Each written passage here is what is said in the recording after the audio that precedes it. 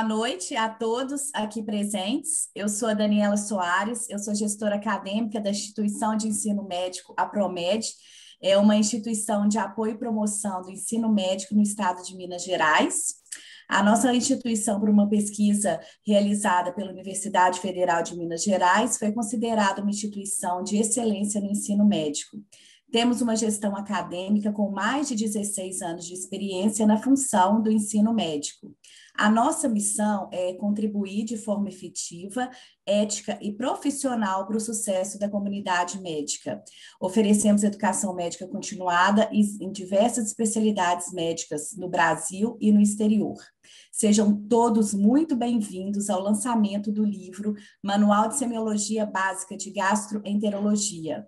Esse momento ele foi preparado com muito cuidado pela professora doutora Vera Ângelo, pelo doutor Enio Pietra e pelas acadêmicas de medicina. Teremos também nesta noite uma convidada especial, que é a presidente do CRM de São Paulo, a doutora Irene Abramovic. A dinâmica desse evento, nós vamos iniciar com o doutor Enio Pietra, que vai falar sobre a importância da semiologia na medicina, com enfoque na gastroenterologia.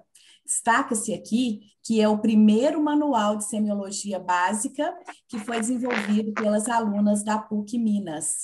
A doutora Vera ela vai orquestrar esse momento, interagindo com as acadêmicas de medicina, Luísa Marinho, Sofia Libânio e Alessandra Santos. Será um momento leve, em que elas irão nos contar sobre o processo de condução do Manual de Semiologia. Eu vou apresentar nesse instante o mini currículo dos nossos participantes. O doutor Enio Pietra, ele é professor da Universidade Federal de Minas Gerais. A professora doutora Vera Lúcia, ela é gastroenterologia há 20 anos, doutora pela UFMG, professora do hospital, professora da APROMED. A Sofia Libânio, ela é acadêmica de medicina, presidente da Gastroliga da PUC de Betim, pesquisadora do grupo de pesquisas Processos Heurísticos de Assistência à Saúde e Enfermagem. A Alessandra Santos Pedrosa, ela é acadêmica de medicina e autora do livro Manual de Semiologia Básica de Gastroenterologia, e a Luísa Marinho, acadêmica de medicina, empreendedora, cofundadora Lira.eds e autora do livro de Semiologia Básica e Gastroenterologia. Eu tenho um enorme prazer em convidar a doutora Vera para conduzir esse momento. Doutora Vera, seja muito bem-vinda à Promed. A senhora sabe que a senhora é muito querida aqui, né? Então, tenho certeza que essa noite ela vai ser magnífica com a sua energia, com a sua maestria para conduzir esse momento. Boa noite a todos. Gente, boa noite a todos. Vocês não sabem a alegria que eu tô, né? Porque eu acho que a função de um professor é formar uma geração, né? E nós estamos aqui, o professor Enio me formou e eu estou formando vocês, né? E, assim, a história desse livro, Luísa, depois eu quero que ela conte, porque, assim, por diversas vezes eu falei, Luísa, isso não sai, Luísa, pelo amor de Deus, Luísa, sai do meu pé, né? Luísa, eu acordava, Luísa estava no meu pé, Sofia, as meninas, tudo, eu falava, gente, é muito difícil escrever um livro. E foram sábados, domingos e revisões, eu nem sei quantas revisões a gente fez do material. E por que surgiu essa ideia, né? Nós temos livros maravilhosos de semiologia, não há dúvida, né? Eu fui aluna do professor Mário Lopes, a filha dele é minha colega de sala, quer dizer, eu sou da escola da UFMG, em que a semiologia, eu sou de uma época, né, professor Enio, que a gente não tinha computador, né? A gente escrevia prontuário todo à mão, né? Não tinha celular, não tinha nada, né? O único computador que tinha era na biblioteca, a gente tinha que marcar hora para usar um computador, né? E, de repente, vocês estão com tudo na mão, com o mundo na mão de vocês. Eu quero depois que, ao final, Luísa conte também, Sofia, a Alessandra, conte a experiência delas, porque isso vai servir de exemplo para todos vocês, né? Essa live hoje, infelizmente, a gente está com muitas lives ao mesmo tempo, gente, muitas. Eu falo que eu tenho medo de abrir a geladeira e achar uma live lá dentro, de tanto medo que eu tô, né? Hoje a Sociedade, a Mineira de Gás está com live, a FBG está com live, eu recebi convites para 7 lives hoje. Então, assim, esse material vai ficar gravado, vocês vão poder difundir. E, assim, ter o professor Enio aqui com a gente, agora ele falou como, com a modéstia dele de sempre, né? Eu já vi que Gabriel está aí, viu, professor Enio? Gabriel está aqui também. E, assim, ele não precisa de apresentação, né? Ele é o professor Enio, né? Ele nos criou. E ele deixa um legado que não tem nem o que dizer, né? E a ideia que surgiu, Luísa falou assim, eu queria uma pessoa, assim, um ícone para falar de semiologia. Eu falei, eu só conheço um, Luísa. E ela falou assim, mas professora, você consegue fazer com o professor Enio, vá? Eu falei, é difícil achar o celular dele, mas eu tenho uma espiã dentro da casa dele que tem um celular que a gente vai ter acesso. E deu tudo certo e a gente tem a alegria de estar aqui. Agradeço a Promed, que sempre me convida para dar aulas, né? Eu não sou dona, não, né? Eu sou uma professora convidada, com o maior orgulho de dar aula em todos os lugares que me convidam. Visto a camisa de tudo que eu faço com muito carinho, né? E vocês são meninas excepcionais. E os meninos também, viu, professor? Tem meninos também, só que eles estão no corpo do texto. Fica parecendo que o livro é só de mulheres, mas não é, gente. As autoras principais são mulheres, mas os capítulos são de todos os colegas, né? Então, vou mostrar aqui para vocês, antes de começar, o nosso filho, tá? Que demorou muito, foi uma gestação quase de um elefante, né? De tanto que ele demorou. Mas ele saiu. E eu queria agora convidar o meu querido amado, estimado e tudo do mundo para mim, o professor Enio Pieta, para falar para a gente.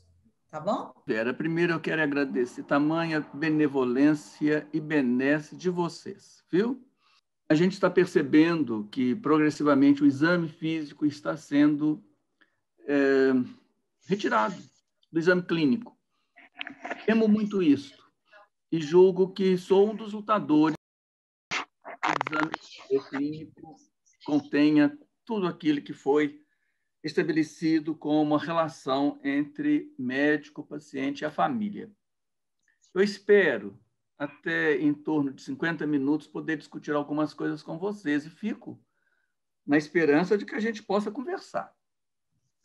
Primeiro, a questão fundamental é o que a gente faz, a medicina, que é a contração de duas palavras gregas, que é medeó e kliné, sendo medeó uma palavra muito contemporânea e que significa relacionar, interrelacionar, rede, e ela media, relaciona, portanto. Eu gosto muito da tradução para o português dessa palavra e que significa cuidar ou acolher. E a outra palavra, o kliné, que veio para o latim como inclinare e que para o português como inclinar, que eu acho bem boa a tradução de debruçar. Portanto, o que nós estamos fazendo é debruçar sobre o cuidado da pessoa. Eu posso dizer assim, acolher uma pessoa. Este quadro, que foi pintado lá em 1891 pelo Samuel Fields, é um quadro muito importante da medicina porque ele revela praticamente tudo o que a medicina está querendo dizer. Aqui no fundo está Samuel Fields, o pintor, e a esposa dele, em uma tragédia máxima da vida, que é a perda de um filho. O filho está aqui. Ele tinha acabado de morrer. Fields, ele coloca ele e a esposa no escuro, completamente escuro. A criança que está morta, ela está completamente iluminada,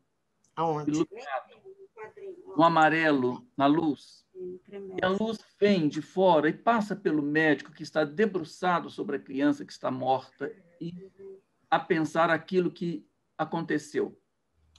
Já era 1891 e a criança faleceu de tuberculose. Já se sabia tuberculose, que foi descrita por Robert Koch, a descrição do micobactério em 1866.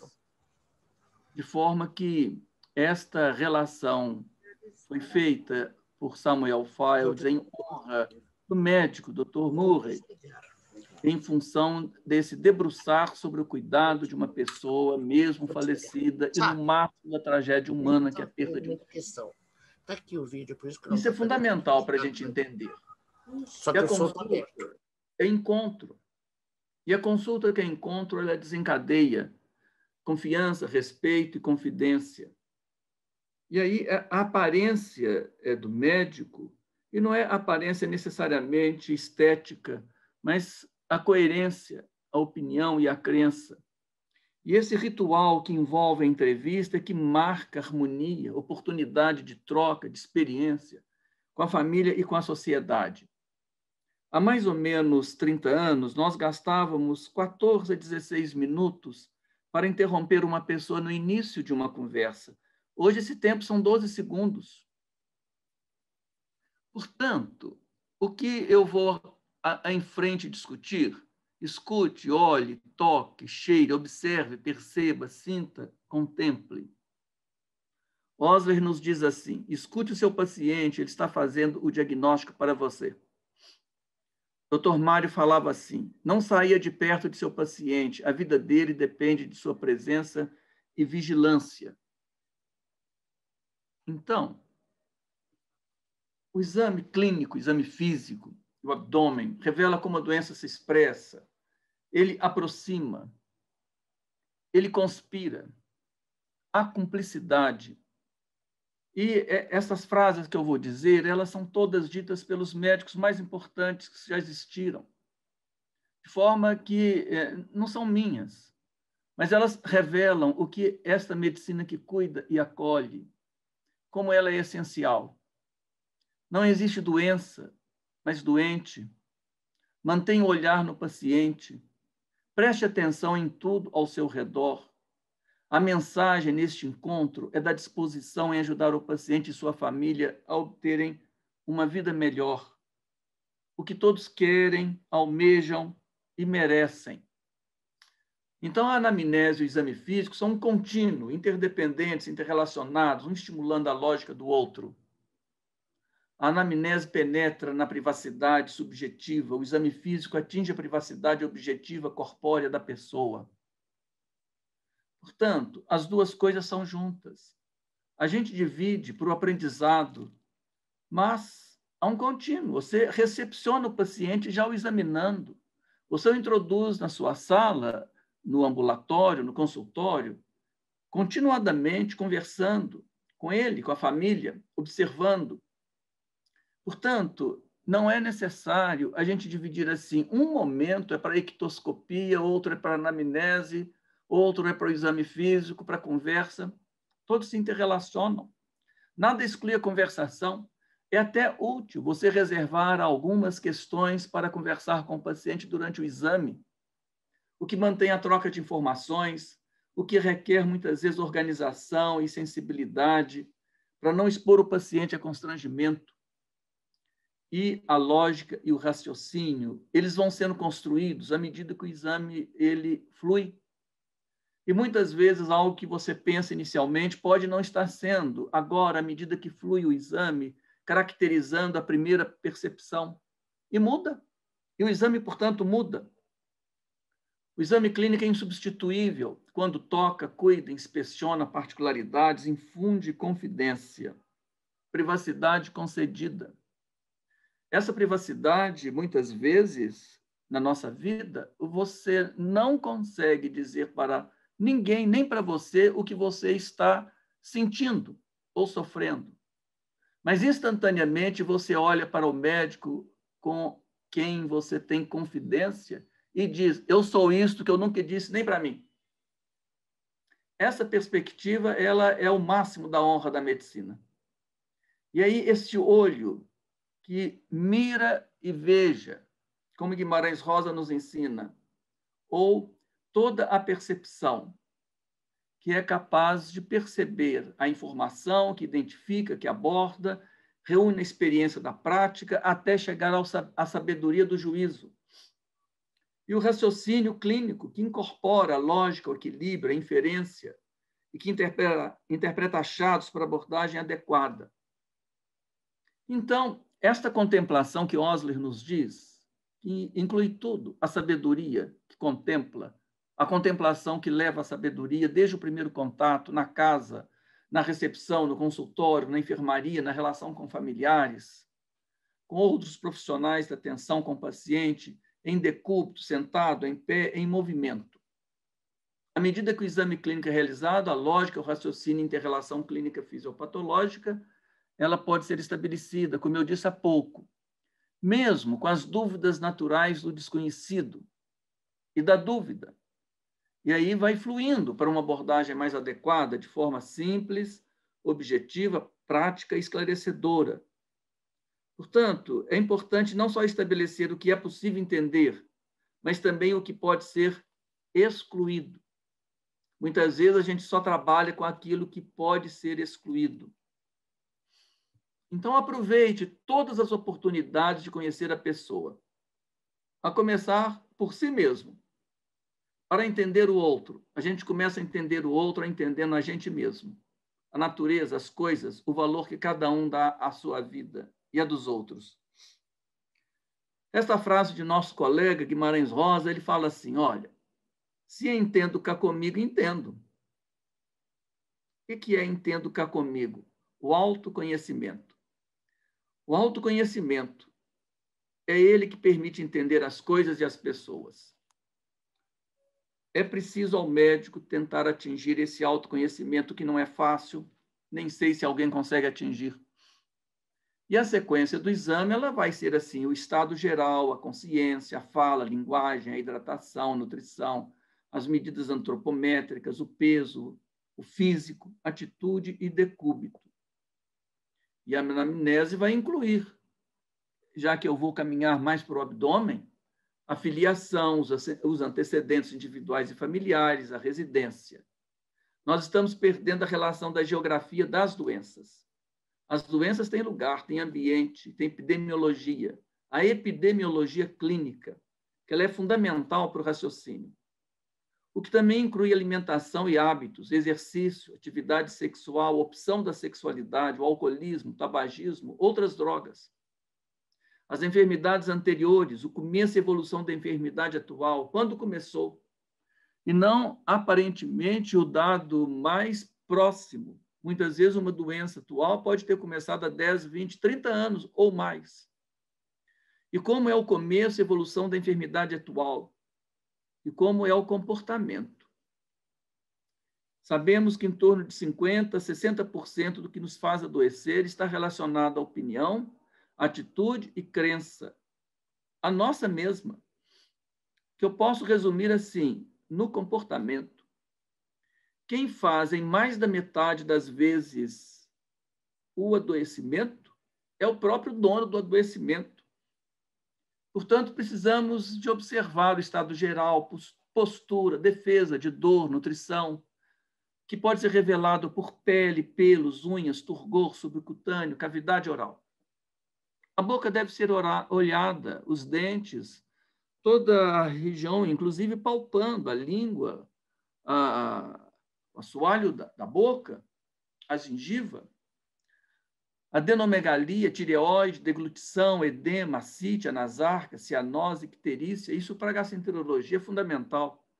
A telangiectasia, angioma, eritema palmar e púrpura, hepatosplenomegalia, ruídos hidroaéreos, tensão, distensão, defesas abdominais, sopros, no coração, nos vasos, em massa, víscera. Eu vou começar a caminhar um pouco mais para o abdômen, porque eu não vou dizer isso para todos os órgãos. E aí o abdômen, quem tem importância e que é significativamente importante para ele? Astenia, palidez cutânea mucosa, unhas quebradiças, afta, candidíase. Nutrição. Esse quadro de Portinari é uma coisa espetacular, que é uma criança morta igual o quadro de Samuel Fields, mas com outra interpretação, a desnutrição. E aí, começamos não só a cabeça e pescoço para interpretar também o abdômen. Então, nós vamos avaliar a cavidade oral, orofaringe, língua, dentes, bochechas, assoalho da boca, amígdalas, como falei há pouco, e linfonodos, e glândulas salivares, e tireoide. Precisamos diferenciar o que é glândula salivar do que é linfonodo. E tentar entender o que é a dinâmica da deglutição, que ajudará a entender a palpação de faringe e traqueia, falar com a boca aberta para observar o movimento da faringe e a fluidez, simetria, movimentos hidroaéreos e o reflexo do vômito. é importante a gente dividir e saber sobre as áreas do pescoço, e essas áreas divididas em 1A e 1B, 2A, 2B, 3, 4, 5, 6 e 7, cada uma delas tem uma interrelação que é significativamente importante do que drena, porque aqui eu estou pensando nas relações do sistema retículo endotelial com o aparelho respiratório alto, digestivo alto.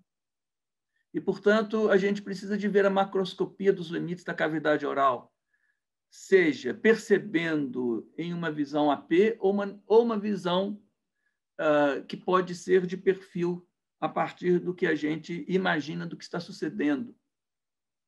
E os linfonodos e as glândulas salivares são fáceis de serem diferenciados porque são tecidos muito diferentes.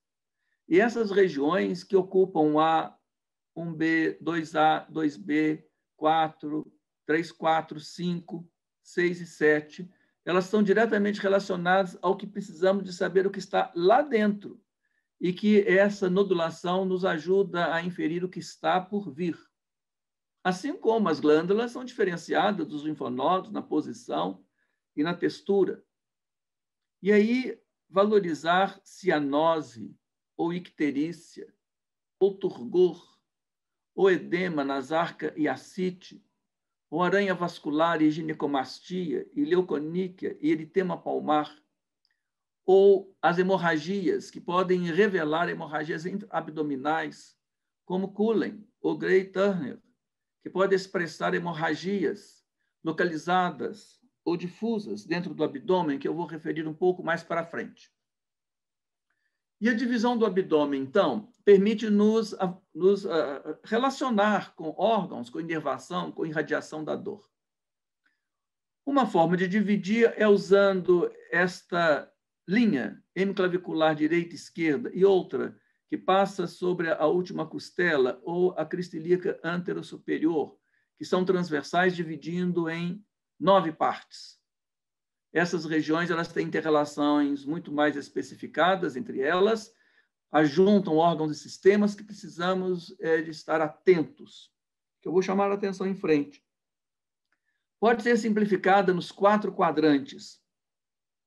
E aí nós precisamos de inspecionar em repouso, em defesa de dor, e aí saber sobre vômito, fezes, urina, úlceras, menstruação, movimentos intestinais, forma, como o abdômen está se posicionando, circulação colateral, abaulamentos, ascite e regiões genitais. A gente tem constrangimento, e o paciente também, com relação ao exame genital, mas ele é fundamental.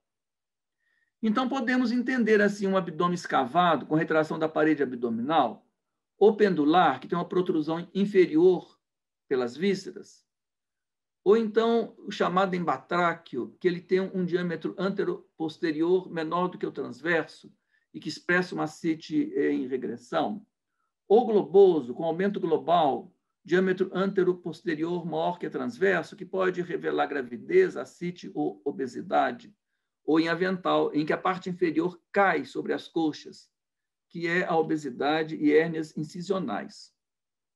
A atitude de defesa de dor e distensão abdominal, em que revela a forma da pessoa defender a dor, em que a extensão dos membros inferiores ela se relaciona, especialmente a tensão, seja da região retroperitoneal, o que inclui a musculatura. A presença de uma massa abdominal com distensão pode ser muitas vezes ajudada pela palpação e pode ser também pela radiografia simples ou tomografia em um paciente deitado ou em pé com níveis hidroaéreos, por exemplo, que é revelado aqui, em que o paciente está em pé e aqui ele está deitado. E a tomografia também pode revelar essa impressão. E a circulação colateral, que pode ser evidente numa trajetória lateral ou numa trajetória que ela é centrífuga, do umbigo para as extremidades, como acontece, por exemplo, tipo cava, ou tipo porta. Além disso, a percussão. É muito comum a gente falar assim, fígado palpável. e querer dizer que isso significa hepatomegalia. Tá? Nós vamos ver se isso é hepatomegalia mesmo.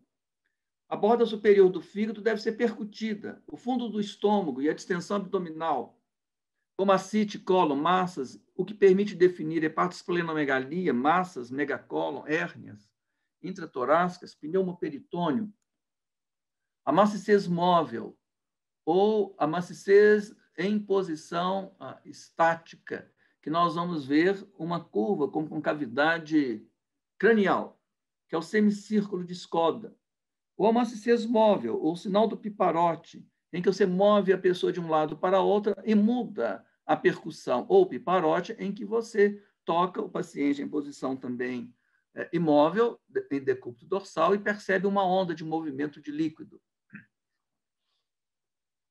Além disso, a percussão da região que está localizada inframamária direita, ela pode também ser muito útil. Muitas vezes o cólon transverso ele se insinua e apresenta uma perda da maciez hepática. E ela pode ser só em função do cólon transverso, mas pode ser por um pneumoperitônio, quando a gente percebe que a percussão ela apresenta um sinal de personalidade que ultrapassa a região da linha mamária transversal, no caso de um pneumoperitônio, por exemplo. E a palpação revela pontos, e este eu quero especialmente trazer para a gente discutir, porque é muito pouco valorizado. Esôfago, estômago, pâncreas, vesícula, renais, colônicos, hérnias, fígado, baço, rins, cólons, massa, linfonodos, veias, o que ajuda a definir bordas, textura, homogeneidade, mobilidade e dor. E aí os tipos de dor, somática profunda, visceral e parietal, em que a abordagem pode nos ajudar a definir que tipo, que processo fisiopatológico, que órgão acometido e que abordagem fazer para tentar entender órgãos ocos que têm forma definida, especialmente associada a um movimento peristáltico, ou vísceras, que são órgãos sólidos, que podem ser imprecisa e difusa, ou parietal, que é o tecido mole, ou neuromuscular, ou articular, em que a dor também pode ser bem definida no seu trajeto de dermátomo.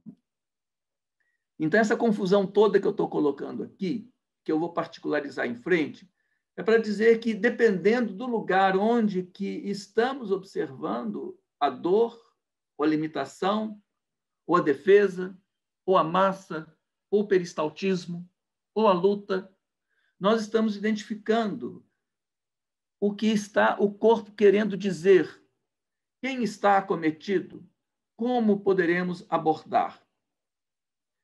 E aí, os locais comuns de dor visceral, aquela que habitualmente ela é pouco definida, é até dita como uma frase que fala assim sobre som, parece uma dor surda. A diferença da dor somática profunda, que tem um início, uma irradiação, ela é tomada para ela o nome do cólon, porque foi o cólon, primeiro, a revelar a dor dele. Então, a dor do cólon, que é colônica, virou cólica.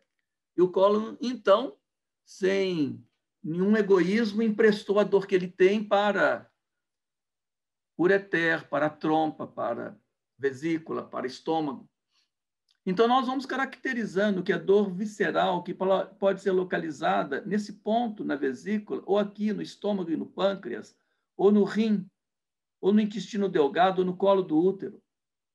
Ou então, a somática profunda, que é muito semelhante na litíase urinária e biliar, e obstrução do delgado e obstrução do cólon.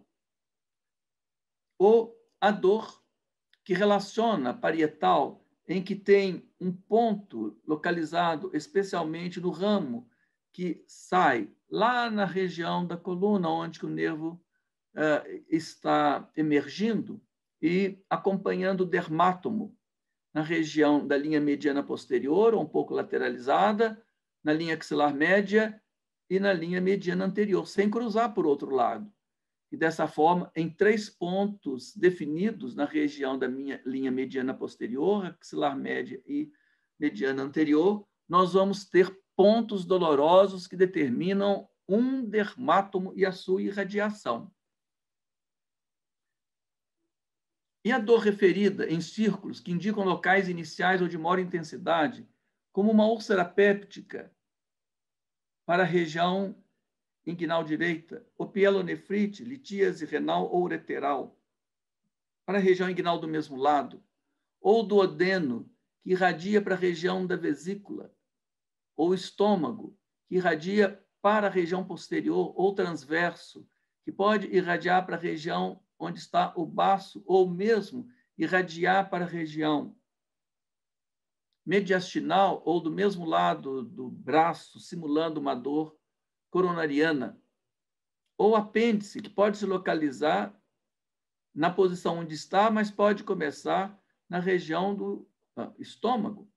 Então, o local inicial da dor, da peritonite, por exemplo, provocada por vários órgãos e tendência de sua irradiação, pode dissimular onde ele está, e precisamos estar atentos onde ela localiza. A colecistite também irradia para a região do ombro à direita, mas pode também irradiar, como pâncreas e estômago, para a região mediastinal, e o apêndice localizando-se na região inguinal direita. Então, eu quero agora localização de órgãos a partir de alguns pontos. Eu vou traçar a linha mediana anterior e a linha que corta perpendicular na região do umbigo. Esta linha determina, neste ponto, a entrada do esôfago no estômago, a metade do caminho entre o apêndice tifoide e o umbigo, onde está o plexo solear, é o estômago. Este ângulo que divide essa parte em duas, aqui é o pâncreas, aqui é o duodeno e aqui é a vesícula. Se tracejarmos da crista ilíaca antero-superior em direção ao umbigo, quando encontra a parede lateral do reto do abdômen, aqui é a pelve renal. Então, nós estamos vendo a pelve renal se eu estar vendo o rim. Se eu ligo as duas cristas ilíacas e encontro a parede lateral do reto do abdômen, aqui é onde o ureter encontra a artéria ilíaca. E a metade do caminho entre esse ponto e a sínfise púbica é onde o ureter entrou na bexiga. Olha como nós estamos localizando o que é o aparelho urinário, como nós estamos localizando o que é o aparelho digestivo alto. E a região genital, a inervação é de nervos que passam pela crista ilíaca antero-superior e mais ou menos 1 a 2 centímetros abaixo, na região interna, que são dois nervos, abdômeno genital e gênito femoral. Toda a inervação genital, externa e interna, está aqui. O que diferencia desta que é urológica. E o cólon descendente e o cólon ascendente, nós podemos aferir fazendo uma compressão na região do cólon ascendente e direcionando o ar para o cólon descendente. E de dentro para fora, nós vamos entender a distensão desse cólon e vamos palpar na parede abdominal externa, então. E o mesmo faremos com o cólon ascendente, identificando área de extrema importância em decorrência da região ilioceco-cólica, de linfonodos, do apêndice, do cólon, de linfonodos ileais, e que inclui tuberculose, paracoccidiodomicose, outros fungos profundos, linfoma, adenocarcinoma, apendicite, diagnóstico diferencial de gravidez ectópica. A diferenciação entre dor somática profunda, visceral e parietal também pode ser feita com a pessoa com dor deitada, elevando o membro. Se alivia a dor, provavelmente ela é de causa somática profunda e visceral. Essa elevação fez uma tensão da parede abdominal que protege contra a palpação da víscera. Entretanto, se a dor aumenta quando eleva-se o membro inferior, os dois membros inferiores, se a pessoa suporta, é muito mais relacionada à dor parietal. Olha como muda o raciocínio do ponto de vista clínico. Além disso, um padrão obstrutivo, em que nós vamos vendo como o intestino ele vai distendendo, cheio de ar, por uma massa. Ou então uma inversão total, com pneu peritônio bilateral. Olha só que sorte dessa pessoa, hein? Coração voltado para a direita e pneumoperitônio. A relação entre hepato e esplenomegalia também pode ser útil de dizer assim que a esquistosomose Manzoni expande predominantemente o lobo esquerdo com baço grande, enquanto as hepatites virais, a cirrose e malária, leptospirose, linfoma, leucemia e sarcoidose é homogênea, enquanto a cirrose é contração, as hepatites virais intermediária e as outras maiores. Entre nós, a esquistosomose Manzoni tem importância grande e essa distinção pode nos ajudar muito. Eu sei que eu estou chegando num ponto, mas agora mesmo eu termino, viu? Alguns pontos eu vou chamar a atenção. São, por exemplo, de Blumberg, que é da inflamação peritoneal, é a sensibilidade transitória ao descomprimir. Ou então, de Charcot, que eu falei agora mesmo, que é a dor abdominal direita intermitente, icterícia e febre, e a palpação do ponto da vesícula. Ou então, de Cuvelier, que são veias varicosas no umbigo de Cap-Meduse, que eu mostrei agora mesmo, de hipertensão porta. Ou de hemorragia periumbilical, mostrei agora mesmo, de hemoperitônio. Ou então, de Guy Turner, que é a área de descoloração ao redor do umbigo e dos flancos da pancreatite hemorrágica aguda. Ou então de iliopsoas, da apendicite com abscesso retrocecal de elevação e extensão da perna contra resistência, provocando dor. Ou de Murphy, da colecistite aguda, da dor causada por inspiração enquanto aplica naquele ponto que eu lá descrevi como da vesícula. Ou de abscesso ou massa pélvica inflamatória, que é do obturador, que é flexão e rotação externa da coxa direita em posição dorsal, que provoca dor hipogástrica. Além disso, é importante estar atento com relação à hérnia epigástrica, à hérnia umbilical, inguinal direta, inguinal indireta e femoral. Além disso, a ausculta. Perdemos a avaliação da ausculta, das artérias, da aorta, tronco celíaco, renais e ilíacas. Fácil da gente entender pela posição dos pontos. Além do fígado, que pode estar revelando aneurismas, ou então fístulas, ou massas, ou ruídos hidroaéreos, o que ajuda a definir íleo, luta peristáltica e pneumoperitônio. Portanto, os pontos específicos de ausculta, a aorta, na região do tronco celíaco, do plexo solear, do lado, a ausculta renal, da artéria ilíaca, que já vimos como é que ela pode ser auscultada, como é a relação, e da artéria femoral. Além disso, exames especiais, especular genital, toque retal e da coluna, arquitetura, movimentos, dor e limitação. O exame genital, acredito que seja muito mais expressivamente determinado para quem tem experiência no exame genital e, se não tiver, que seja pedida a avaliação do ginecologista. O toque retal é de todo médico.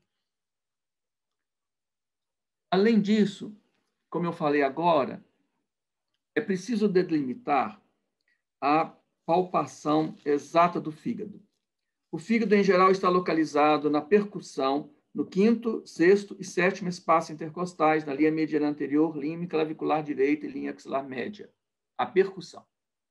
E é palpável até essa medição clínica, não ultrassonográfica, a 5, 10 e 13 centímetros desses pontos, nessas linhas, pela palpação.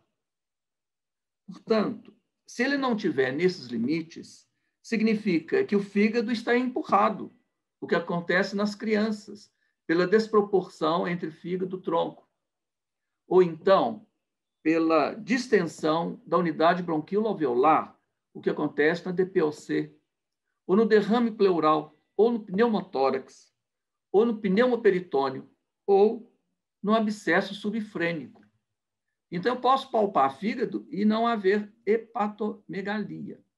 De falar 2 dedos abaixo do rebordo costal, eu quero saber quanto de centímetros abaixo na linha mediana anterior, hemiclavicular direita e axilar média dos pontos de percussão, no 5º, 6º e 7º espaço intercostais, aproximadamente. Bom, vocês me pediram que falasse também sobre algumas questões que envolvem genericamente. Posso lhes dizer assim: o que faz nos adoecer é o que respira, aspira, come, bebe, exercita, pensa, sente e age. Isso varia de 50% a 62%. Isso foi entendido no início da década de 2000 por um relatório Lalonde feito no Canadá, que é muito lógico de dizer o que faz adoecer é opinião, atitude e crença que é revelada pelo comportamento.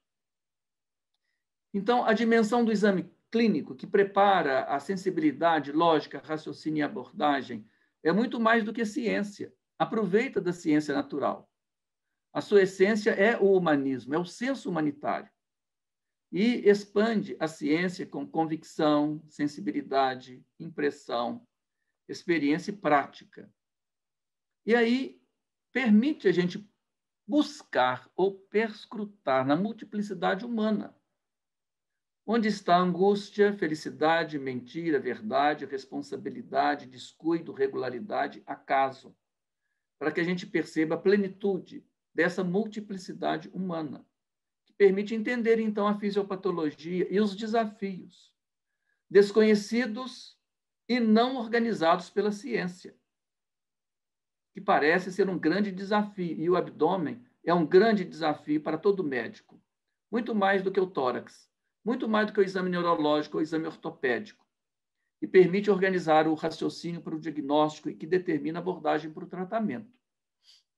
A ciência requer conhecer e aplicar um padrão de pensamento científico, desenvolver uma mente inquisitiva, projetar experimentos, obter dados, analisar validade e especificidade e responder ou questionar no limite da precisão definida. A ciência é assim. O exame clínico também. O exame clínico, ele responde a cada uma dessas questões, inclusive no limite da precisão definida, pelo conhecimento de que cada um tem.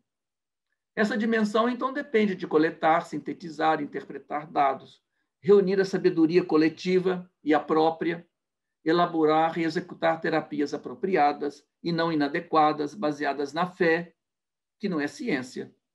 Humildade em perceber erro, discernir omissão e negligência, discernir aquilo que é assim, eu sou solidário a você, mas quando precisa não sou. Eu sou solidário e estou à disposição. Prazer em aprender e corrigir e aperfeiçoar. Isso não significa ser frio, calculista e impessoal. E o conhecimento aplica o mesmo princípio aos órgãos e sistemas, o que facilita a abordagem das doenças. Portanto, é transformar história e exame em dados que se integram e permitem selecionar sinais e sintomas que, agregados, permitem escolher problemas principais e secundários, definir processo fisiopatológico, definir órgãos e sistemas acometidos e dizer assim, gravidade, sistematização, previsão. Essa é uma palavra bem importante na medicina, que a gente lida com previsibilidade, de dizer o que pode acontecer. O que permite dizer intenso, grave, sistêmico, é agora, não dá para esperar, vou levar para o hospital, esse paciente vai para a terapia intensiva, esse é para o centro cirúrgico, por exemplo. Isso depende dessa perspectiva. E aí, estou terminando. Vou utilizar de algumas palavras e de frases importantes. Uma de Jiménez Dias, que é um médico espanhol do século XIX para o século XX, de grande importância, quando ele diz: o que é comum é comuníssimo e o que é raro é raríssimo. Por exemplo, se eu trabalho numa instituição terciária ou quaternária, o que é comum para mim é provavelmente raro para quem trabalha numa unidade básica de saúde. Mas se eu vou com o meu raciocínio, minha lógica, minha sensibilidade de uma instituição terciária e quaternária por unidade básica de saúde, o que é o comum lá provavelmente é raro para mim. Então eu preciso de entender onde estou, o que estou fazendo, qual é a nosologia prevalente, de quem eu estou tratando, Qual é a relação das pessoas com o ambiente, com o que faz, com aquilo que está relacionado com a comunidade? E aí, Jimenez Dias ainda nos diz assim: a gente só cumprimenta quem conhece, mas na medicina é preciso cumprimentar também quem não se conhece, porque senão passou. E eu não fui capaz de ajudar a cumprimentar aquilo que foi expresso para mim. Mas tem duas frases de Hipócrates que são fundamentais. O médico não pode machucar ninguém. Essa é uma frase límpida e grave. E cada um de nós deve fazer a reflexão sobre o que isso significa. E o remédio do médico não pode machucar mais do que a doença. Existe até um dito popular que fala assim: se não há remédio, remediado está. Essa é a influência hipocrática no mundo inteiro, de dizer assim: se não há remédio, remediado está. Portanto, tomara que eu tenha sido útil em alertar para vocês algumas questões e que vocês tenham a felicidade na arte de acolher e cuidar as pessoas. Eu fico à disposição para nós conversarmos.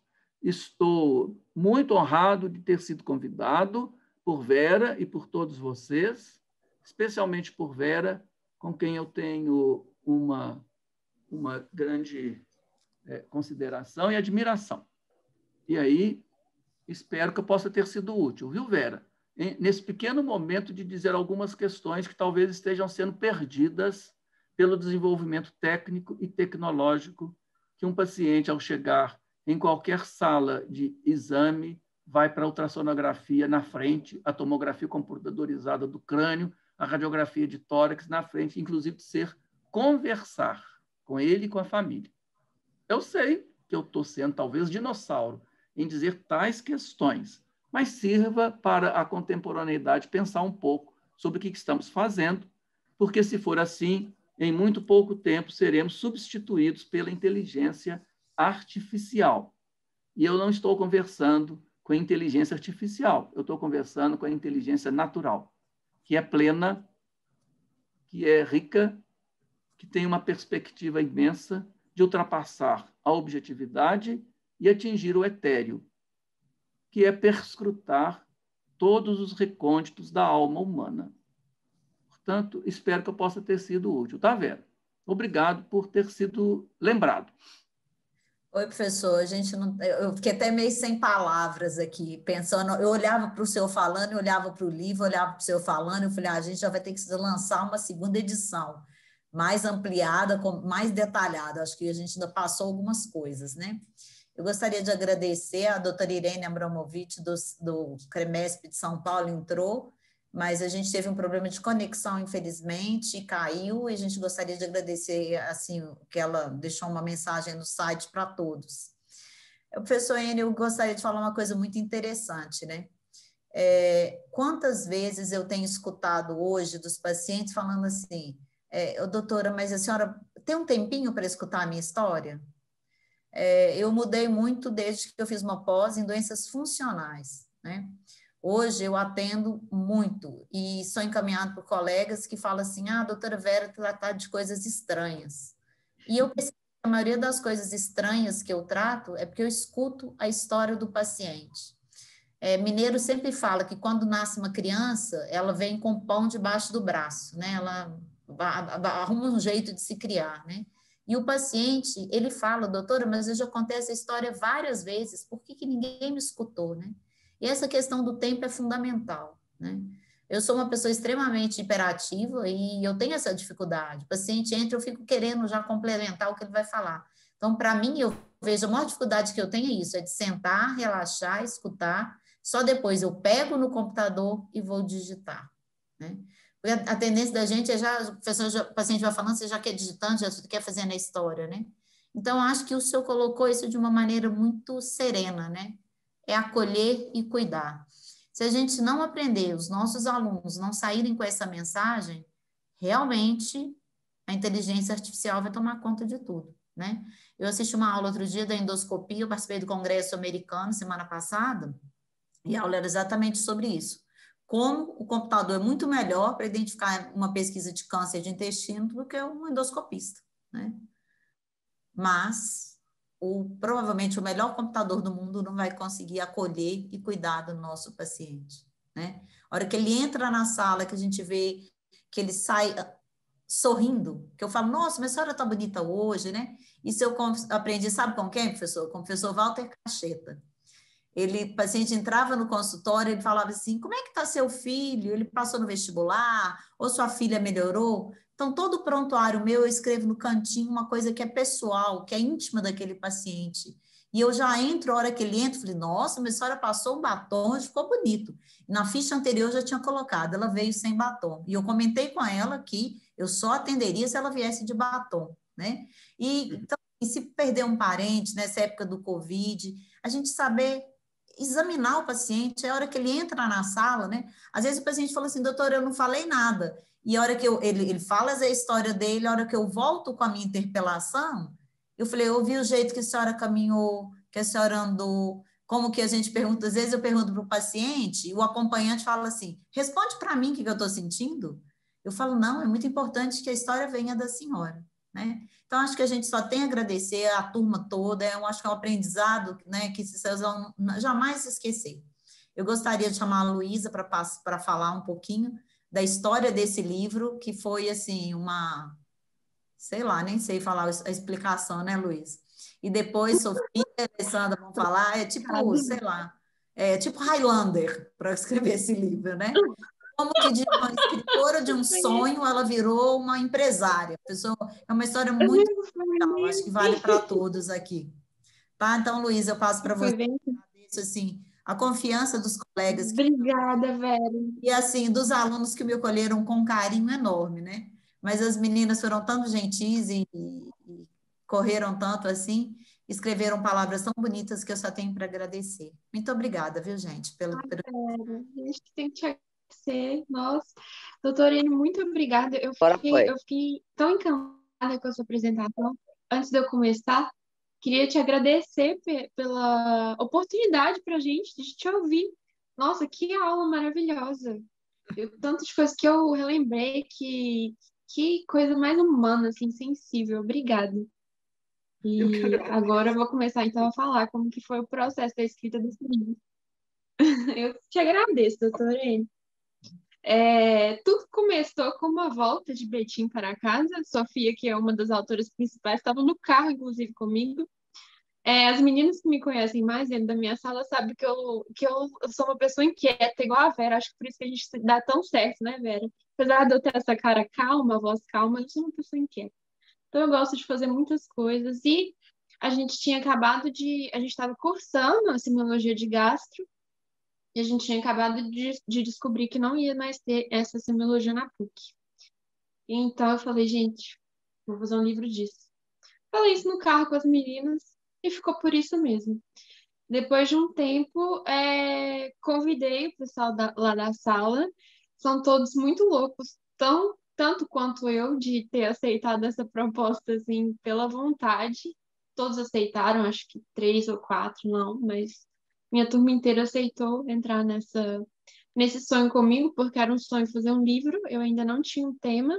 Eu fiz por sonho, não foi para cumprir quesito de residência, porque nem residência aqui no Brasil eu quero fazer.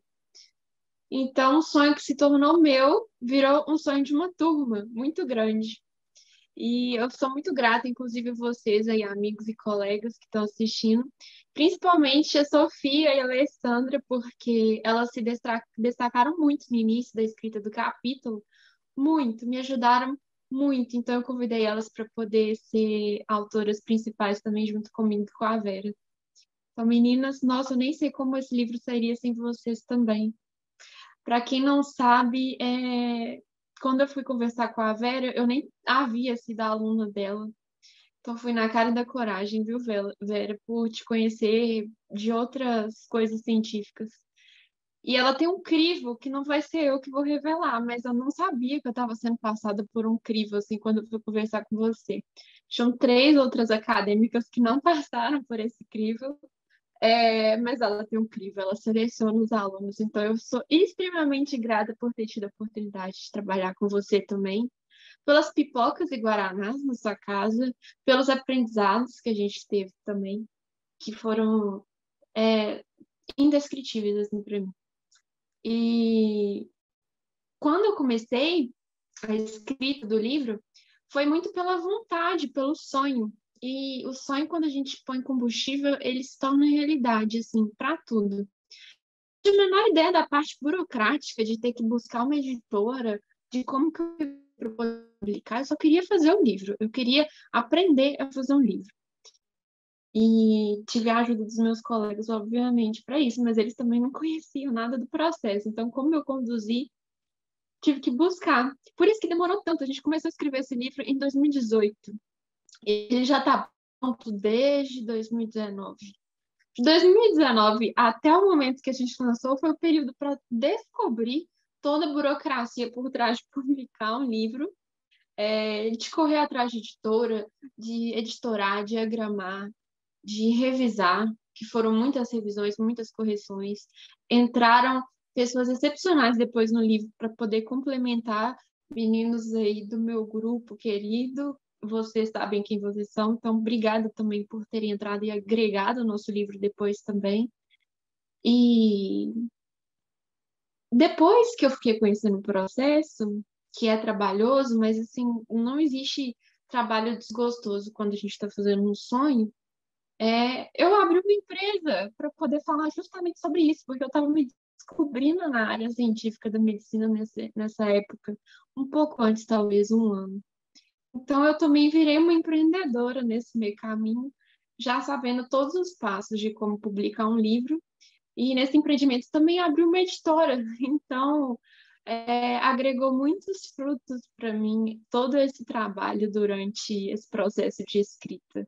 Eu tenho certeza que eu vou levar para minha vida e já estou levando, né? Estou podendo ajudar muita gente que também não sabe como fazer esse processo. Você falou de uma segunda edição, Vera. Eu topo, e queria convidar acadêmicos que tenham interesse em colaborar, porque a gente vai formar agora, então eu não sei se vão ser todos que vão querer contribuir com essa segunda edição, mas se vocês tiverem interesse, agora eu já sei o processo, já sei o caminho, então a gente ainda vai ter mais coisa para aprender juntos. Fica um convite. E, no mais, queria agradecer a oportunidade de estar aqui nessa live com o doutor Enio, com você, Vera. Dani, obrigada por me chamar, pessoal da Promed. Meninas, Sossô e Ale, que foram minhas amigas, confidentes no meio desse processo. Meus colegas e amigos de sala. Meus colegas e amigos que não são da minha sala, mas também entraram nesse projeto e confiaram em mim, na Vera, nas meninas que conduzir tudo isso. E é isso, a mensagem que eu deixo é para sonho, coloca um combustível que ele vai. E para trabalhar com a Vera, passa pelo crivo que tá tranquilo, fichinha lá, ajuda em tudo. E a Vera, nem sei como te agradecer, viu? Muito obrigada.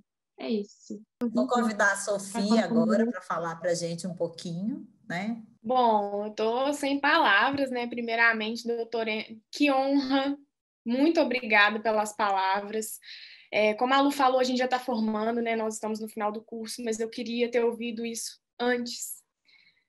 Foi uma honra imensa. A gente que está no internato, já no final, a gente vê que se a gente encostasse mais no paciente, a gente não ia ter que pedir tanto exame, né? Ficar esperando exame, tomografia, colocando os pacientes para ser expostos a contraste, e às vezes a escuta e o toque iriam resolver a situação, né? Então, muito obrigada, é uma honra estar aqui com você. Vera é uma mãe, desde praticamente o início do curso, nós não fomos alunas da Vera, e mesmo assim ela acolheu, foi nossa... Queria agradecer muito, ainda mais que eu, pessoalmente, eu desejo seguir a carreira da gastroenterologia, então a Vera, para mim, assim, o meu pilar. Eu olho para a Vera e falo, quero ser igual a Vera. Então, para mim é uma honra. E é isso que a Lu falou. Eu e a Lu, nós somos amigas pessoais. Toda vez que a Lu me manda mensagem assim, Sossô, tem uma proposta para te fazer, eu já falo assim, ai meu Deus, lá vem. E a Luísa, ela tem a cabeça meio assim mesmo, ela tira umas ideias que a gente fala, Luísa, isso não vai dar certo, não. Luísa, coloca o pé no chão. Mas ela dá o jeito e faz, e dá certo. Só que para dar certo tem que ter disciplina, tem que ter força de vontade, tem que ter excelência, porque se você se propõe a entregar um projeto, tem que ser um projeto de excelência, e a Vera, ela deixa isso muito claro. Quem trabalha com a Vera sabe disso, tanto que foram inúmeras correções, inúmeras, a gente nem sabe contar. Então, eu queria falar, principalmente para quem está começando, para quem está no meio do curso, ou até quem está no final também. Se vocês têm algum projeto, se vocês têm alguma proposta, não tenham medo, vão em frente, façam o mesmo, mas façam sabendo que vocês precisam se esforçar e que precisa sair alguma coisa boa, mas que é só ter força de vontade que dá certo. E muito obrigada pela oportunidade de hoje. Obrigada, Sofia. E eu acho que o objetivo era esse, né?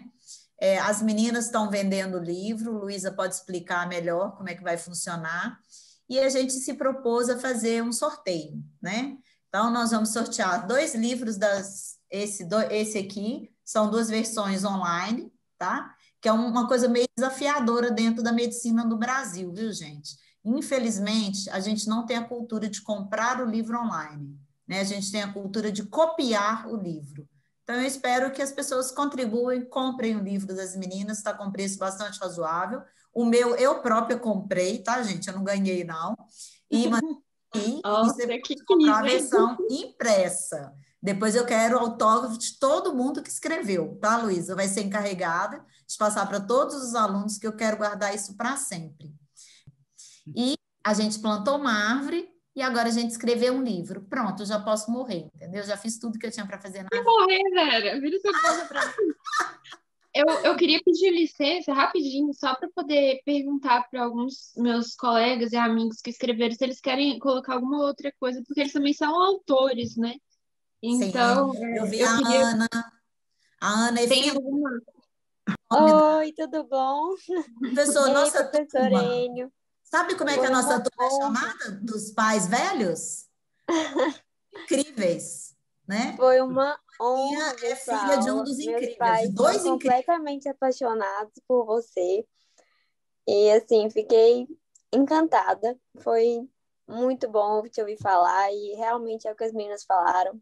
Se a gente desse mais atenção à fala do paciente e assim, tivesse um pouquinho mais desse a mais para tocar ele, escutar ele, acho que a gente faria uma medicina mais correta e mais humana. E acho que é isso que você deixou na sua apresentação. E muito obrigada. E sobre o livro, foi uma aventura escrever. A Luísa, assim, ela é uma pessoa super determinada. Tenho muito orgulho de conhecer ela e estar perto dela para ver.